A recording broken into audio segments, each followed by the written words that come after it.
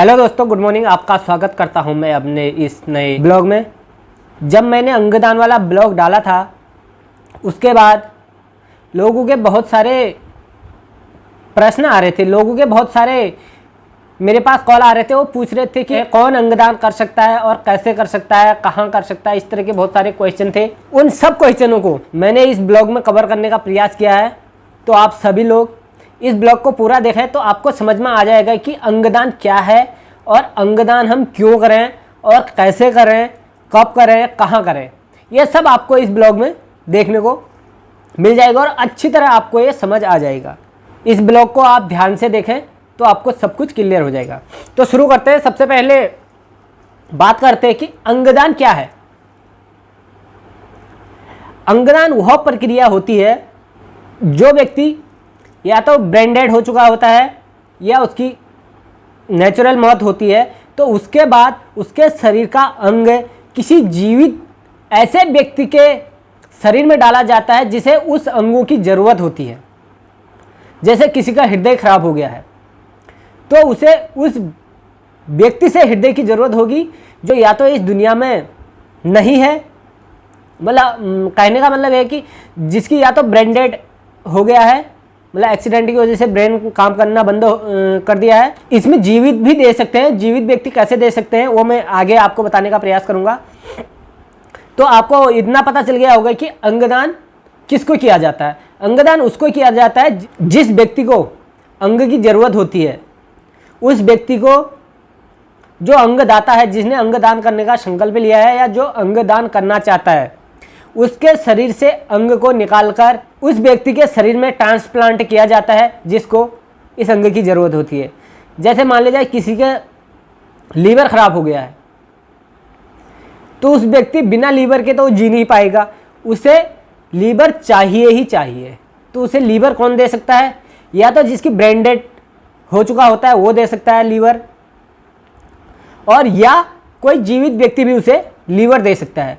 वो जीवित व्यक्ति लीवर इसलिए दे सकता है क्योंकि लीवर जो होता है उसका कुछ हिस्सा उसके शरीर में ट्रांसप्लांट किया जाता है, और जो हमारे शरीर में लीवर होता है वो रीजनरेशन होता है, वो रीजनरेट होता है, वो फिर से अपने आकार में आ जाता है और वही वहाँ उसके शरीर में भी वो पूरा आकार ले लेगा। इस तरह से बहुत से ऐसे अंग होते हैं जो जीवित हम दे सकते हैं। जैसे लीवर हो गया, किडनी भी दे सकते हैं हम, और बहुत से ऐसी चीज़ें हैं जो हम दे सकते हैं। लेकिन यहाँ मैं उस चीज़ की बात नहीं करूँगा। अंगदान तो आपके समझ में आ गया होगा किसको ज़रूरत होती है अंगदान की। ये मैंने आपको बता दिया है कि जिस व्यक्ति के शरीर का कोई अंग पूर्णतः काम करना बंद कर देता है उसे दूसरे अंग के ट्रांसप्लांट की सख्त ज़रूरत होती है। बिना अंग ट्रांसप्लांट किए वो जीवित नहीं रह सकता है। अब ऐसे व्यक्ति को अगर कोई व्यक्ति अपना अंग दान करता है मृत्यु के पश्चात, तो इससे बड़ा पुण्य आपको नहीं मिल सकता, क्योंकि आप किसी की ज़िंदगी बचा रहे हो। तो आपको समझ में आ गया होगा कि अंगदान क्या है। और अब बात करते हैं कि अंगदान क्यों करें। अंगदान क्यों करें? अंगदान को बोला जाता है कि अंगदान महादान है, सबसे बड़ा दान है अंगदान। पूरे वर्ल्ड में 22 धर्म हैं, सब अंगदान करने की ही सलाह देते हैं। बहुत से धर्मगुरु, आचार्य, ऋषि, महर्षि सब अंगदान करने की सलाह देते हैं। आपने दधी जी की कहानी सुनी होगी, जिन्होंने अपने धर्म की रक्षा के लिए पूरा शरीर दान कर दिया था और उनके हड्डियों से, जो उनकी हड्डी थे उनसे वज्र बनाया गया था। ये आपको पता होगा। तो इतिहास में या कहें कि हिंदू धर्म में हमारे दान की बहुत ज़्यादा मान्यता है। फिर क्वेश्चन आता है कि हम अंगदान क्यों करें। देखिए, हमारे मृत्यु के पश्चात हमारे शरीर का कुछ काम नहीं होता है, उसे राख में मिलना ही होता है। श्री कृष्ण भी कहते हैं कि आत्मा अजर अमर है, लेकिन वो शरीर को बदलते रहती है कपड़ों की तरह। उसके बाद उस शरीर का कोई मोल नहीं रहता। पुराने कपड़ों की तरह वो अपने शरीर को बदलते रहती है। इसलिए वो पुराना कपड़ा या वो पुराना शरीर किसी के काम आ जाए तो इससे पुण्य की बात और क्या हो सकती है। वो भी मृत्यु के पश्चात तो शरीर को पंचतत्व में विलीन होना ही है, उसको राख होना ही है। कोई जला देगा उसको, कोई दफना देगा उसको। तो इससे अच्छा है कि आप अपने शरीर के अंगों का दान करें। आपके अंगदान करने से 8 लोगों को नया जीवन मिल सकता है। और अब तो इसमें टिश्यू भी जोड़ दिया गया है। पहले इसमें टिश्यू नहीं था, पहले केवल ऑर्गन में यही अंग आते थे, लीवर हो गया, हृदय हो गया, आपका किडनी होगी, इस तरह के अंग आते थे। लेकिन अब इसके साथ साथ टिश्यू को भी जोड़ दिया गया है। और आपको मैं बता दूं कि टिश्यू में जैसे हो गया आँख की आपकी कॉर्निया हो गया, हड्डी हो गया, स्किन हो गया, हृदय वॉल्व हो गया, ये सब आपके टिश्यू के अंदर आते हैं। तो अब टिश्यू या अंग में से आप किसी को भी दान कर सकते हो, जरूरी नहीं आप सभी दान करें, हो सकता है आप एक ही दान करें। और अगर आप जो आँखें हैं, मृत्यु के पश्चात अगर आप अपनी 2 आँखें दान करते हो तो एक आँख से कम 6 लोगों की ज़िंदगी में उजाला आ सकता है, 6 लोगों की ज़िंदगी में रोशनी आ सकती है, 6 लोग इस प्यारी सी दुनिया को देख सकते हैं एक आँख से। मतलब ये है कि अगर आप अपनी मृत्यु के पश्चात अगर आप अपनी दोनों आँखों को दान करते हैं तो ये समझो कि 12 लोगों को आप एक नई जिंदगी दे रहे हो, एक नई रोशनी दे रहे हो, जो इतनी प्यारी सी पृथ्वी को आप सब लोगों को, अपने घर वालों को देख सके। मैं आपसे यही विनती करता हूं कि आप अंगदान जरूर करें, इस बारे में विचार विमर्श करें। यहाँ जागरूकता की थोड़ा बहुत कमी है, तो इस वजह से अंगदान को सीरियसली नहीं लिया जाता है। लेकिन इस अंगदान के अभाव में, अंगों के अभाव में मरने वालों की संख्या काफ़ी ज़्यादा है। मैं बात करना चाहूँगी कि हमारे इंडिया में अंगों की कमी से कितने लोगों की मृत्यु होती है और कितने लोगों को जीवनदान मिल पाता है। और मैं इसकी एक आपको रिपोर्ट भी बता देता हूँ कि ये रिपोर्ट देखिए आप, ये रिपोर्ट जी न्यूज़ चैनल द्वारा दी गई है, जिसमें भारत में 2 लाख कॉर्निया की ज़रूरत होती है। जो आंखों का कॉर्निया होता है 2 लाख कॉर्निया की ज़रूरत होती है, और मिल कितने पाते हैं? केवल 50,000 कॉर्निया ही हमें उपलब्ध हो पाते हैं, और बाकी 1.5 लाख लोगों को अंधा ही रहना पड़ता है पूरे अपने जीवन काल में। यह स्थिति है भारत में आँखों के कॉर्निया की।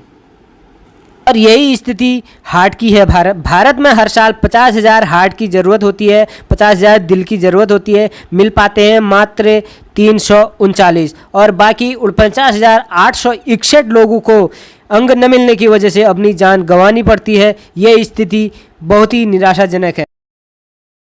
और अब बात करते हैं कि किडनी की, गुर्दे की। भारत में हर साल 2 लाख किडनियों की ज़रूरत होती है, मिल पाते हैं मात्र 1,684, बाकी 1,98,316 लोगों को किडनी न मिलने की वजह से अपनी जान गंवानी पड़ती है। अब बात करते हैं लीवर की। हर साल भारत में 50,000 लीवर की ज़रूरत होती है, मिल पाते हैं मात्र 708। 49,292 लोगों को लीवर नहीं मिलने की वजह से अपनी जान गंवानी पड़ती है। ये बहुत ही ख़तरनाक स्थिति है हमारे भारत में दानदाताओं की।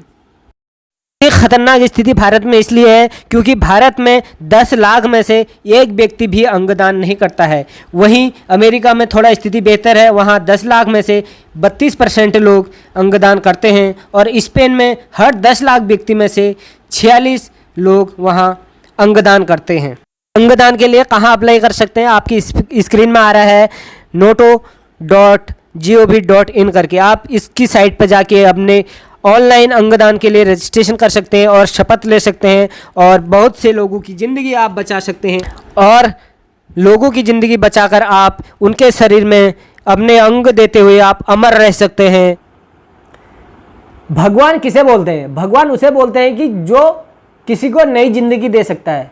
अगर आप किसी को नई ज़िंदगी दे रहे हो तो भी आप भगवान से कम नहीं हो, क्योंकि आप भी किसी को एक नया जीवन दे रहे हो। अब बात करते हैं कि अंगदान कौन कर सकता है। देखिए, सबसे पहले अंगदान वो कर सकता है जिसका ब्रेन डेड हो चुका होता है। कहने का मतलब यह है कि जिसका दिमाग काम करना बंद कर चुका होता है और पूरा शरीर उसका काम करता है, उसका हार्ट काम करता है, सब ऑर्गन उसके काम करता है, लेकिन ब्रेन काम करना बंद कर देता है, यानी उसकी मौत हो चुकी होती है, उसका बचना नामुमकिन होता है। वो अपने सारे अंगों को दान कर सकता है, और उसके बाद नॉर्मल मृत्यु के पश्चात भी 2-3 अंगों का दान होता है, जैसे हड्डियों का दान होता है, स्किन का दान होता है, आँखों का दान होता है, और भी कई अंगों का दान आप मृत्यु के पश्चात भी कर सकते हैं। और अगर आप जीवित किसी को दान देना चाहते हो तो जीवित में यह होता है कि आपके रिश्तेदार हो गए, आपके फैमिली में किसी मेंबर को चाहिए होता है, तो उसको आप दान देना चाहते हो, तो उसके लिए भी एक कमेटी बनी है हॉस्पिटल में। वो कमेटी आपका पूरी छानबीन करेगी। वो ये देखती है कि आप कहीं पैसों के व्यापार के लिए ये काम तो नहीं कर रहे हो, जब उनको क्लियर हो जाता है तब वो आपको जीवित रहते हुए दान करने की वो अथॉरिटी देते हैं या अथॉरिटी प्रदान करते हैं। बात करते हैं कि आप अंगदान कैसे करें। तो अंगदान आप ऑफलाइन भी कर सकते हो, ऑनलाइन भी कर सकते हो। ऑफलाइन अगर जो आपके सरकारी हॉस्पिटल है वहाँ जाके, जहाँ पर ट्रांसप्लांट होता है वहाँ पर आप जाके ऑफलाइन फॉर्म भर सकते हो। और अगर आप ऑनलाइन भरना चाहते हो तो नोटो एक साइट है, उसमें आप जाके भर सकते हो। सबसे अच्छी साइट है NOTTO, NOTTO, national organ and tissue transplant organisation, ये इसका फुल फॉर्म है। तो आप इसकी साइट में जाकर भी आप अपना फॉर्म भर सकते हो और अंगदान करने की आप शपथ ले सकते हो, प्रतिज्ञा ले सकते हो। उसके बाद बात करें कि अंगदान कब करें। देखिए, अंगदान जो मेन अंगदान होता है, जो अंगदान होता है वो होता है ब्रेन डेड की स्थिति में। जैसे किसी का एक्सीडेंट हो जाता है, उस एक्सीडेंट में उसका ब्रेन काम करना बंद कर देता है और पूरा शरीर काम करता है, वो दान कर सकता है। उसके सारे अंग दान हो सकते हैं। टोटल 62 उसके अंग दान हो सकते हैं, 8 अंग और 54 टिश्यू दान हो सकते हैं। और उसके बाद कहाँ करें, तो मैंने आपको बता दिया है कि आप सरकारी हॉस्पिटल में जाके कर सकते हैं ऑफलाइन, और ऑनलाइन करना चाहते हैं तो आप नोटो की साइट पे कर सकते हैं। वहाँ आप कॉल करके पूछ भी सकते हैं। आपको सब कुछ समझ में आ गया होगा कि अंगदान कैसे करें, हमें क्यों करना चाहिए और कब करना चाहिए।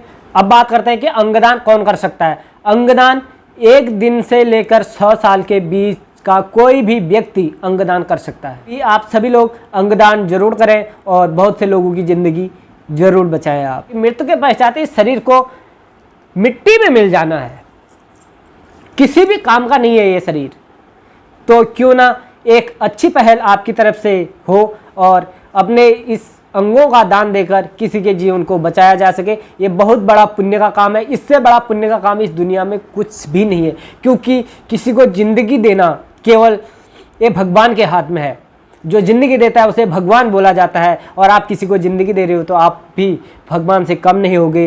तो मैं आपसे यही विनती करता हूँ कि आप अंगदान जरूर करें। Thank you so much. अगर ये ब्लॉग आपको पसंद आता है तो ब्लॉग को लाइक करें, चैनल को सब्सक्राइब करें और शेयर करें। मिलते हैं एक छोटे से ब्रेक के बाद एक नए ब्लॉग के साथ। तब तक के लिए अपना और अपनों का ध्यान रखें। आपका ब्लॉग देखने के लिए बहुत बहुत धन्यवाद। जय हिंद, जय भारत, जय उत्तराखंड, जय सबके माता पिता की।